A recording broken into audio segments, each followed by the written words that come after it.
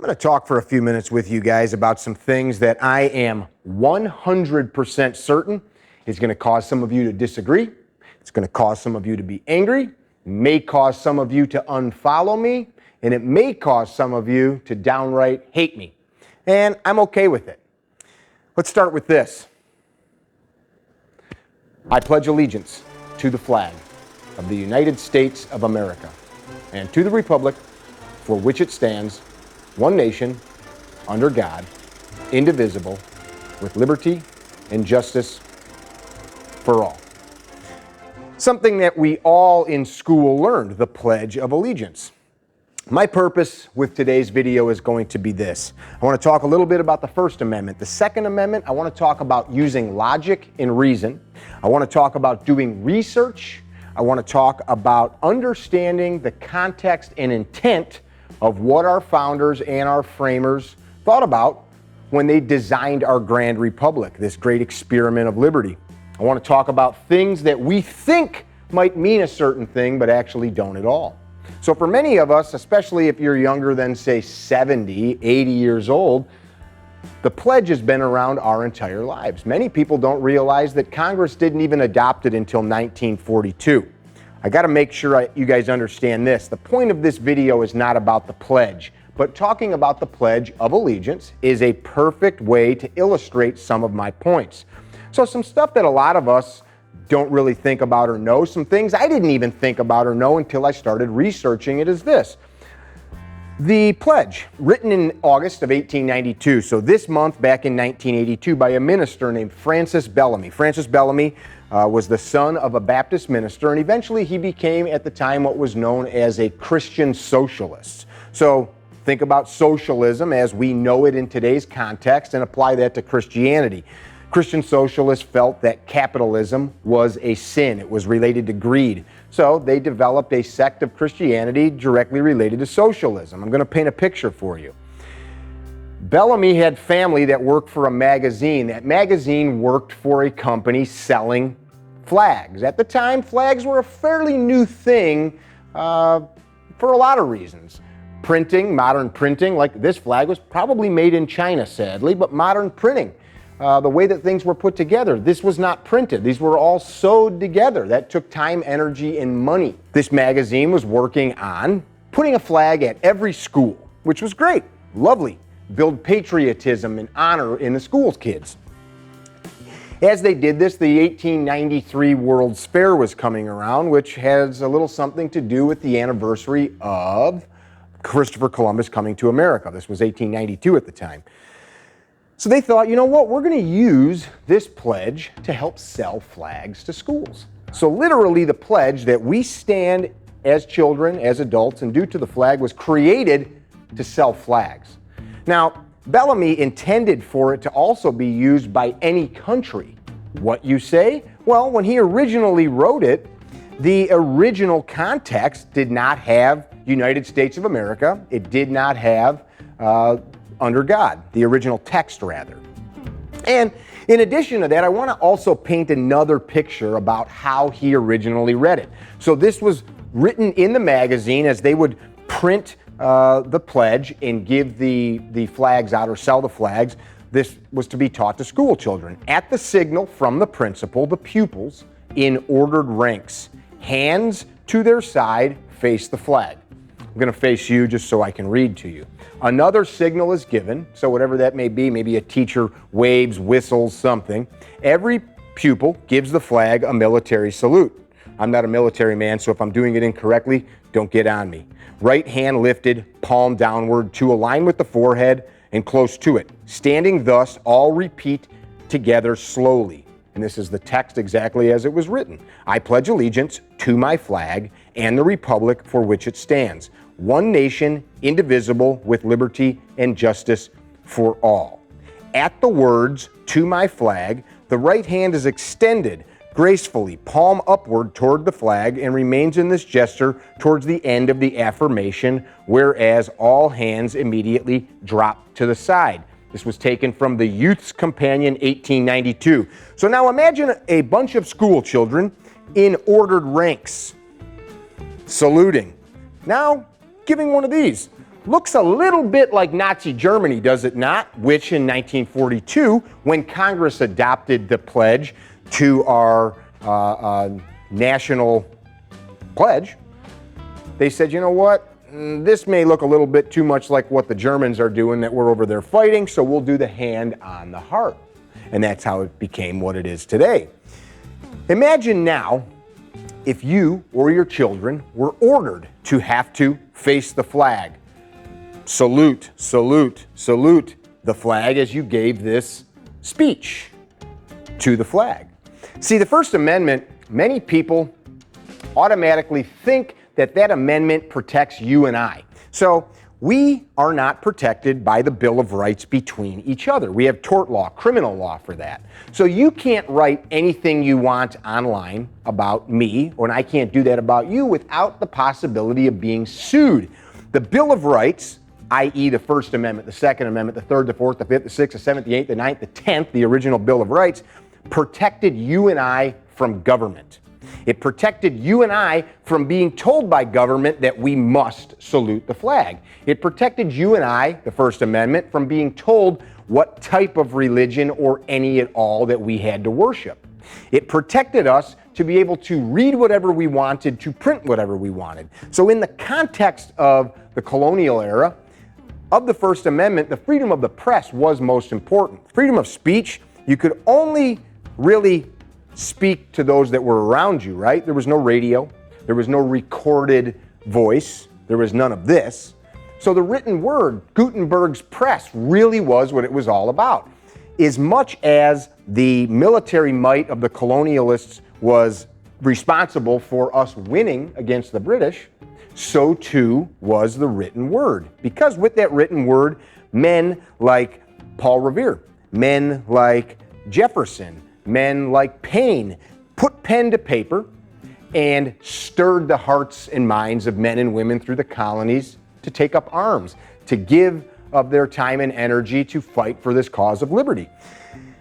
The founders knew that. They knew that to run the press or have hamstring the press, which is what the English monarchy was doing, it would cause future generations to be unable to maintain liberty.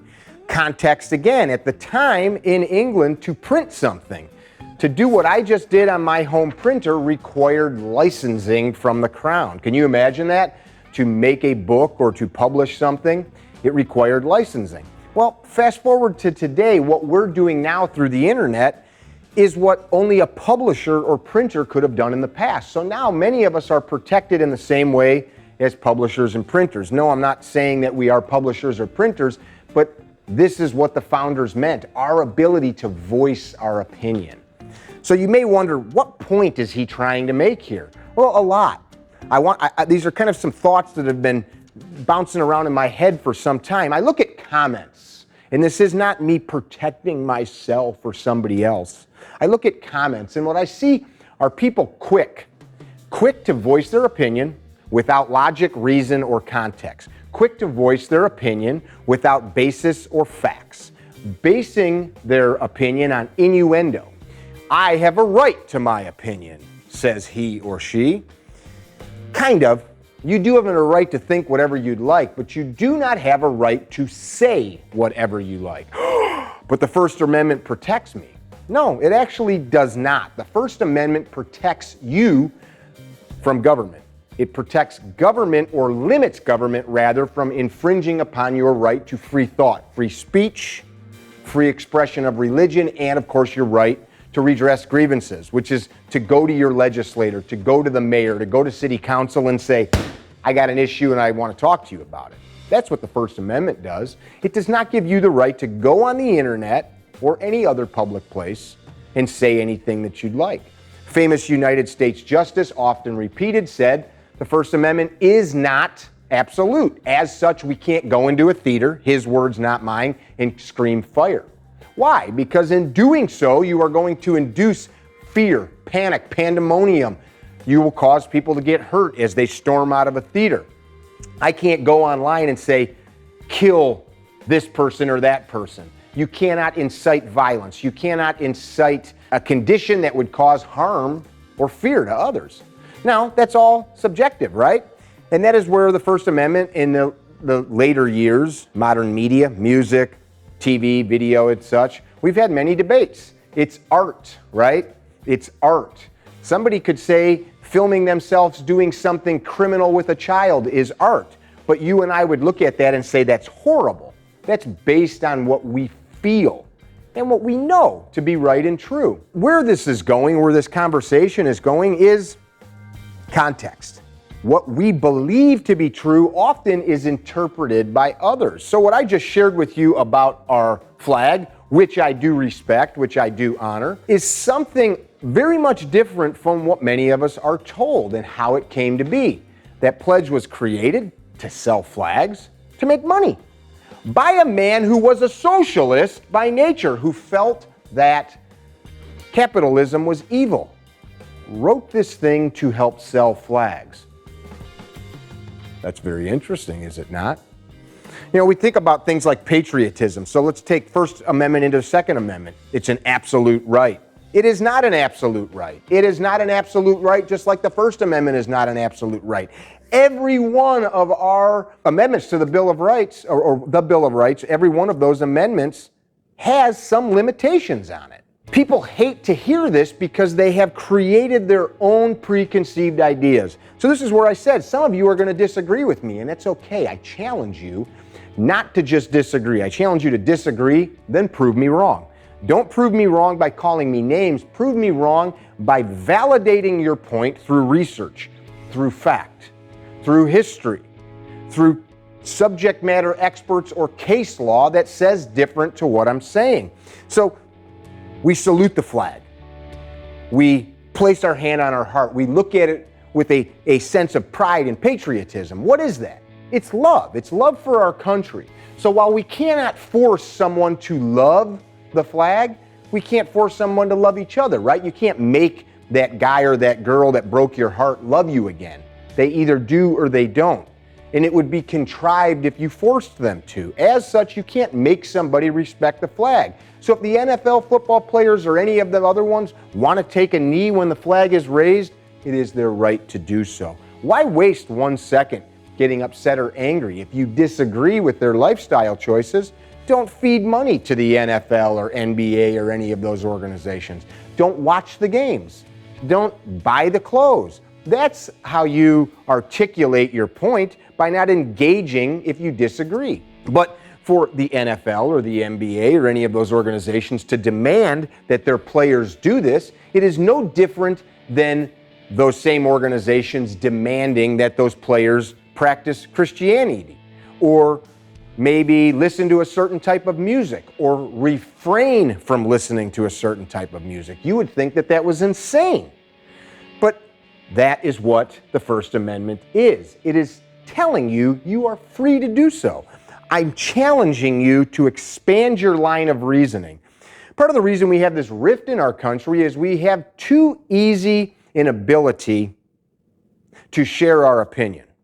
We have too easy an ability to lash out with anger or rage without fully backing up a point. Now, I'm not telling you back up a point so that you win. I'm not telling you back up a point so that you get, to the bonus round and some thread of comments. What I'm telling you is back up the point, because in that we both learn. Collectively, if you and I are doing research, perhaps on the subject that I just talked about, we now have two minds researching, thinking, reasoning, basing our life experiences on the things that we're ingesting and consuming. As such, as we communicate together, we become more intelligent, stronger, more knowledgeable on a matter. I think if we collectively, and I'm assuming most of us that view my content and content like mine, Second Amendment related content, but for me it's not about the Second Amendment, it's about liberty, it's about freedom, all of them. As such, I must respect your right to disagree with me, but you must also respect mine if you truly believe in liberty and freedom, to pontificate upon things like this, things that truly do matter. Context.